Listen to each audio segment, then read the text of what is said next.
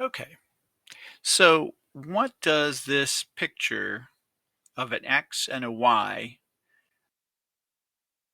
tell me? Well, first of all, they are unknowns. So that's my first thing. I don't know what this is. I don't know what that is. So if I had element symbols, then maybe I would know what they were.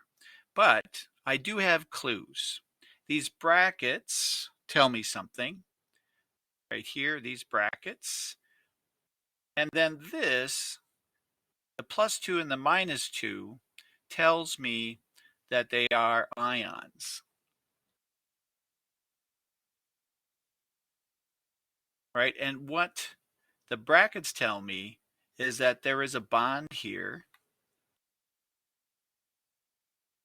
and that's the attraction between the plus and the minus.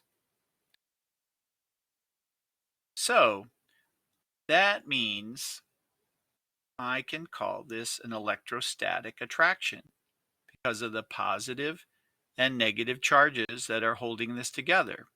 Now, also, if you take a look, the +2 tells me electrons were removed to get it a plus charge. So that means that this is a cation.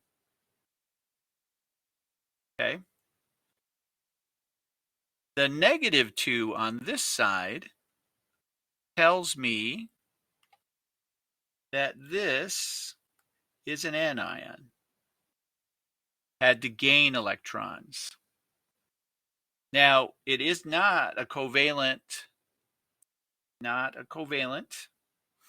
That means it's not sharing electrons, but and I don't have a double bond or a single bond here, but I do have a metal and a non-metal. Metal, and this is a result of when we have a metal and non-metal, we know it's an ionic bond.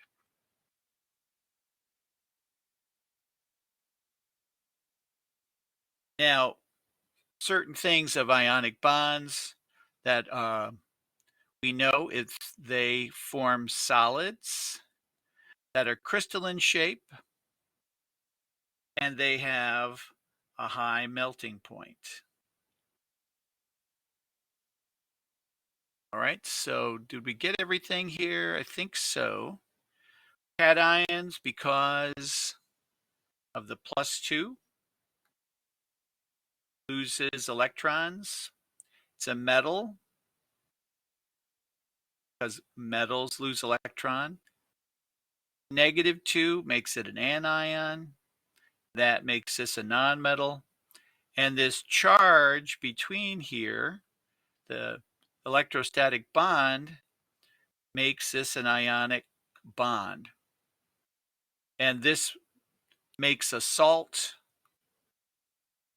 and they are crystalline shapes, and it's very difficult to melt them. So let's look at the next slide here.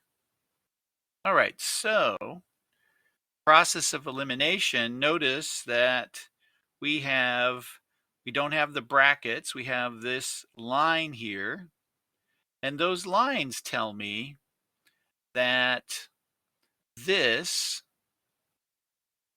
is a single bond. So this is a single bond, and that happens when, so if we think about this, there's an electron on this side, an electron on this side, and they're sharing. Okay, so sharing electrons tells me something about this. This is now a covalent bond between whatever Y is and whatever Z is. We are sharing electrons. So, and we have some lone pairs over here. So lone pairs, are these unbonded electrons. These are the unbonded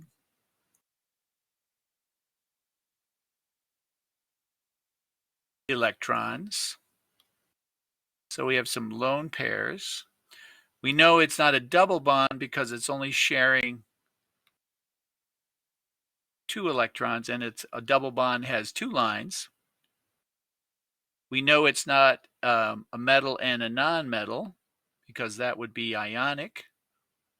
So we're going to go with a non-metal. Oops, let's do this again. Non-metal and non-metal. Now, non-metals have low melting points, and they can come in different forms. And they clump, so they don't have a particular shape. But we have everything.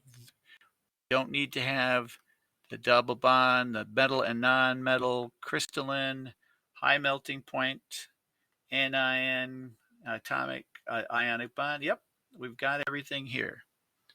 All right. That should do it with this comparison here, ladies and gentlemen.